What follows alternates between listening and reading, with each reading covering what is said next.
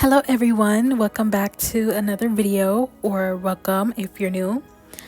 Today I just kind of wanted to get into how I create my characters. This is not really this is not a tutorial, okay? I am not no teacher. Two, I did go into like my art process in a different video, so I wouldn't say this is necessarily my art process, but just kind of how I create my characters.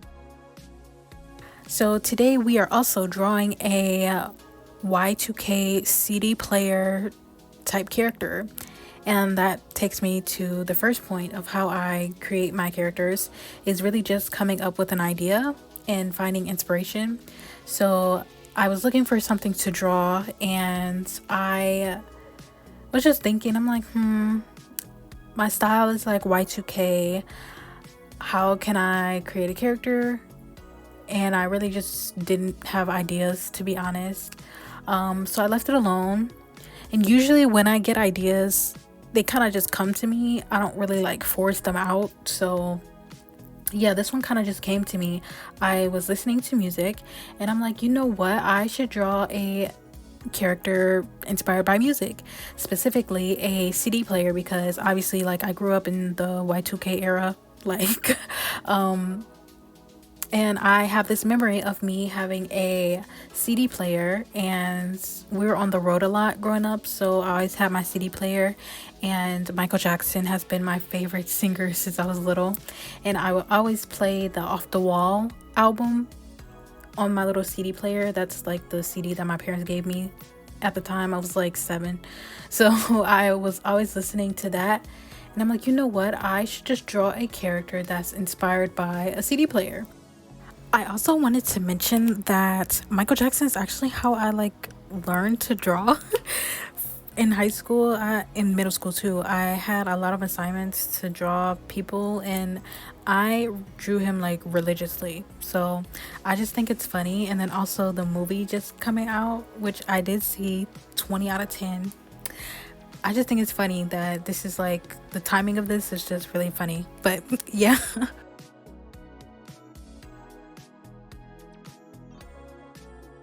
For whatever reason, I just wanted to draw a character sitting on something. That's kind of what I visualized in my head when I came up with the idea. And I was like, you know what? Let me have her sit on top of the CD player. Like, I think that'll be cool. And yeah, that's kind of like the idea that I went for. So before I do any like sketching or anything like that, like I said, usually I'll already have an idea that's kind of in my head. It just comes to me. So once I have an idea in my head, I then go and do a draft drawing, which usually I kind of cut it out of my videos just because I don't think anybody cares to see me make a draft. It's not cute. It's not aesthetically pleasing at all. It's literally just so I can get the idea out of my head onto the canvas. So I'll just draw whatever I see in my head. So I started with the draft for this, and it was just her sitting on top of a CD player, no details, no anything. I'll actually pop the draft here. So this is usually what it looks like whenever I get my ideas out.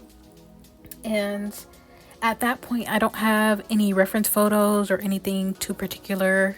It's literally just the idea on canvas. So that leads me to the next thing I do to create my characters, which is finding references. Honestly, this is my least favorite part, just because very rarely can I find a reference for what I need. So a lot of times I'm kind of forced to either take my own reference photos or just draw without reference, which I don't really like to do because I don't feel like I'm at the point in my art process or like my art skills where I can draw without reference completely. Sometimes I can kind of get away with it, like for my pool noodle ramen girl that I drew for my food to character series. That one I did without a reference. So really, for me, drawing without reference is a hit or miss. So though it's a crucial part of the creative process for me, I just don't always like to do it. Like I don't know. So yeah, knowing that I wanted to draw a character that was inspired by a CD player, obviously I needed to find references. So I found some references for a CD player, for headphones. I also needed a sitting pose, so I found references of a few sitting poses that I liked, and I cut it out of the video, but I did try a few different sitting poses as well. And then yeah, I'll just go and I'll take the references that I have and I start with the sketch. So another part of the creative process is trying to fit my idea into my world. So obviously I'm heavily inspired by Y2K, the early 2000s, and specifically Y2K futurism. Like, you know how everybody thought the future would look in the early 2000s? That's kind of how my style is. So I was trying to see how I can fit this idea into my world, basically. And I was like, you know what? Let me give her a Y2K type of outfit. And I'm not sure if I mentioned this before. I feel like I did in one of my earlier videos this year, but I am heavily inspired by Rumic World and Xenon, Girl of the Century. I used to actually love that movie growing up, so a lot of the outfit ideas, that's kind of where I pull it from, either that or Urusei Yatsura. Those two are like my big inspirations for like my style. So anytime I need reference, I'll just go and look at some of the artwork from the movie or like little screen caps. I actually have the Rumiko Takahashi art book. It's the updated version. It's the what is it, the 2024 colors. I'll put like a video in here of me flipping through it if I can find one. But I love that art book. So anytime I like need help fitting an idea into my world, I'll just go back to my inspirations and see, you know, kind of get ideas of how they do it, and then I'll put it in my own art style. So this outfit that she's wearing is definitely, it gives Xenon, Girl of the Century, for real. So I definitely took inspiration from that for her outfit. And yeah, that's kind of how I get all of my references going, you know, just kind of like just making like a collage in my brain of all the stuff that I like and all the thoughts that are going through my head, and then I just go with it.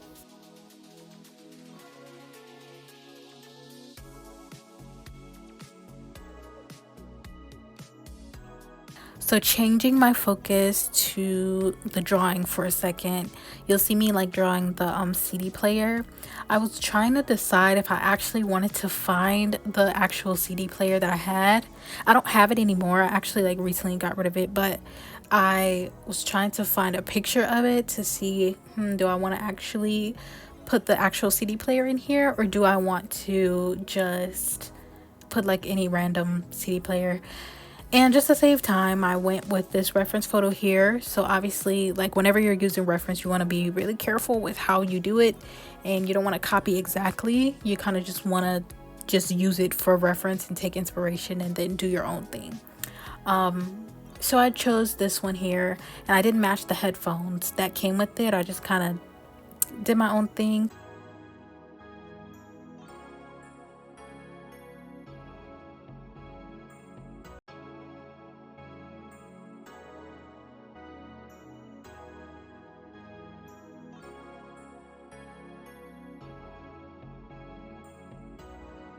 Back to the drawing, finding colors. Usually, like I said in the beginning, my ideas come to me. They're pretty fleshed out in my head. It's just more of me getting it onto paper, or onto canvas rather. So I already had an idea of the colors when I decided drawing this. Like, I don't really know how to explain it. It's so funny that I just decided to use this topic for today's video when it's so hard for me to explain my creative process, just because like it literally pops into my head. Like when you see the final drawing, that's what I see in my head when I go to make a drawing. Before I even start drawing, like I see the final picture in my brain. So it's kind of hard to explain that. So I'm trying to like explain how I get it from my brain to the canvas versus how I just come up with the ideas. Hopefully it makes sense to somebody. But yeah, like I was saying, I already saw the colors in my head, so I just needed to match them. Actually, I actually was not gonna add purple in here, but I didn't want it to be too blue. So I was like, let me just find a color that fits well. And correct me if I'm wrong, I think that purple is an analogous color to blue. Hopefully I said that right, but yeah, so I was like, instead of just doing blue and white, let me add a little bit of purple in here as an accent color. And also my CD player growing up, it was purple. So I just felt like it was perfect just to add like blues in here. But yeah, so just choosing the colors is really just me already knowing what colors that I want and just seeing how I can fit them together. And that's what I was doing here. Usually like my coloring, that's how it goes, is I already know the colors. I just want to match them perfectly. And that's kind of where like color theory comes to play for me. I just look at the color wheels. You'll see it in the video, but sometimes I'll flip back and forth from like the little square color picker to the color wheel, and I'll just kind of pick and see what hues go well together. And yeah, that's kind of how I choose the colors for my characters.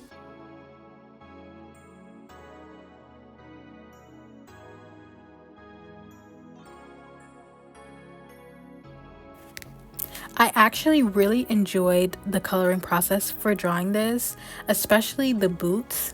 Like I said, I wanted to give her a futuristic type of outfit, and giving her these boots, I wouldn't say they're leather. I really don't know what type of fabric it is, but yeah. I just really enjoyed coloring the boots. I love adding different colors and testing out color theory, seeing what works together, what doesn't. And actually, I didn't plan on giving her knee-high boots until I saw this reference photo of the boots on Pinterest. And that kind of ties back to the first thing I was saying about finding references. I just kind of like let my brain do the creative thing my brain does. So whenever I see something, I'm like, oh, this will go perfect. Put it in the little reference board. So I found these boots and I thought they were perfect. So, and also you'll see later in the video, but I do make them sparkly. I did put this in a TikTok video, but if you don't follow me on TikTok, I'll say it here. This is how I get the colors sparkly. So you see me rendering the boots like normal. What I'll do later after I finish getting all the colors placed, I'll go to, I'll alpha lock the layer first so it doesn't bleed out from the lines. And then I'll go to the noise layer and I'll just play around with the settings and it'll give you a sparkly look. I don't even know how I found that out. I might have like watched a TikTok video or I might have like just been playing around with it, but I'm so glad I was able to figure out how to make stuff sparkly, because I'm like, I want to add more sparkles to my artwork. So that's definitely a helpful tip. If you draw and you want to add like little sparkles, definitely play around with the noise.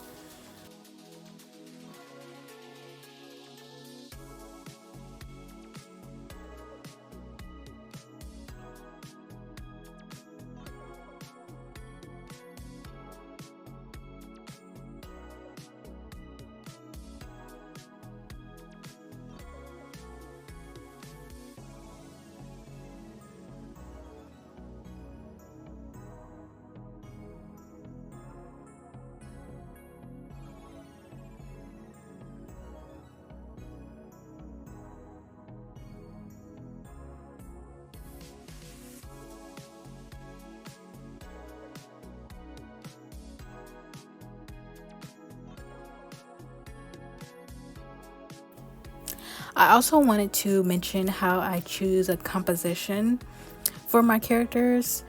So usually I actually don't know much about choosing composition, which is crazy because I do like a lot of graphic design type of stuff outside of art, but I've never actually sat down and learned how composition works. So usually for me, what I'll do is like I'll have like a particular shape in my head and I kind of go with it. So here she's like in a triangle, if it makes sense. If you'll look, like when I zoom out, you'll see she's kind of like in a triangle shape, so it's more stuff on the bottom than it is on the top. And then I'll do like little elements after the drawing's finished, like the little music notes if I feel like it's empty in certain spots. So that kind of goes along with like my draft that I do. I'll kind of look at the composition that I do, and then I'll like go back and tweak it as I work on the drawing. And then also another thing is the headphones. The way that the headphones are like kind of wrapped around her, that's actually inspired by my tattoo. So I have a tattoo of my mom's name, and it's like an infinity sign going through her name. So I was like, oh, let me try that with my drawing. It didn't really work out, but I still left it in there.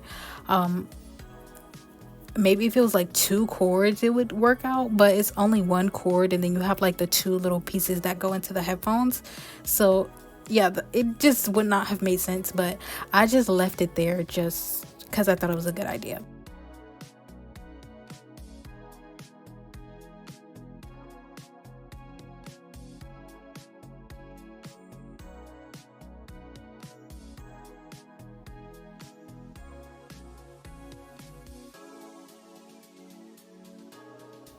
Getting off topic again, but my second favorite part about rendering this drawing was definitely the CD.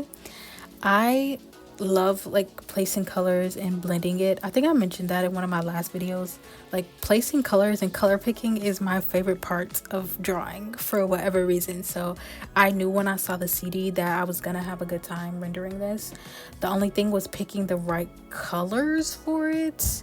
I had this reference, but it just was not, I don't think the original colors would have fit well, just because it's like a, I don't know, what do you call it, like a holographic? I don't really know, but the colors, I had a hard time choosing the colors, so I placed it like the reference, and then I kind of played around with the hue, saturation, and brightness until I feel like it fit with the other colors that I chose. And then I also knew that I would put like an overlay on top of it for like the top of the CD player. So I already knew that it would kind of like blend in already, but I needed it to look good all together, if that makes sense.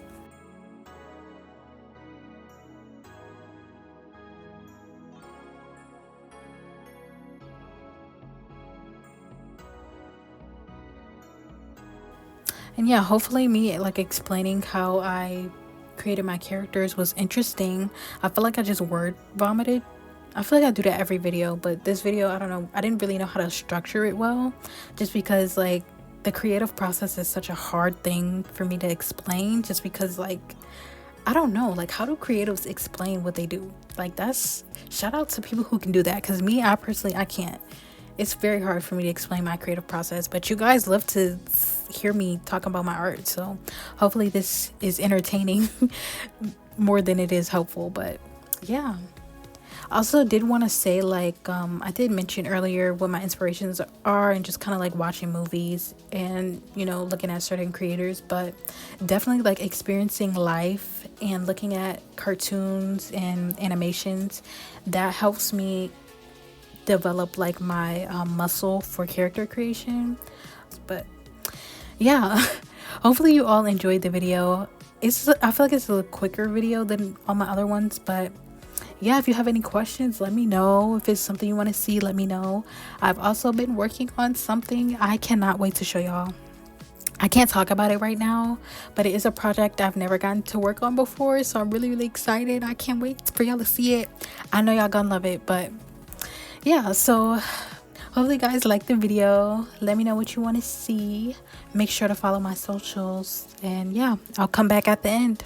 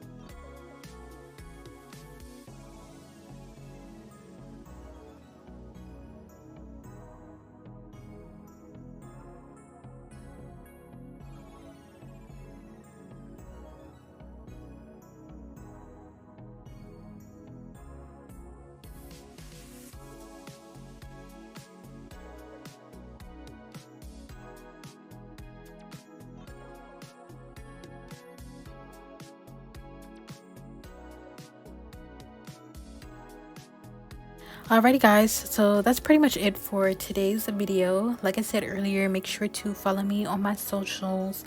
You all can see the high quality, or as high of a quality as gonna get on Instagram. But yeah, I post the finished drawings over there, so if you want to follow me on Instagram, you can. On TikTok, I do post the sketching and the coloring of my artworks over there, so if you want a sneak peek on what I'm working on before I get a video out, you can definitely follow me over there. You can see what I'm working on. And then yeah, like I said, I have some stuff in the works. I can't wait to show y'all, but for now, I hope you are enjoying the videos. And yeah, here is the finished drawing. Thanks for watching. Bye.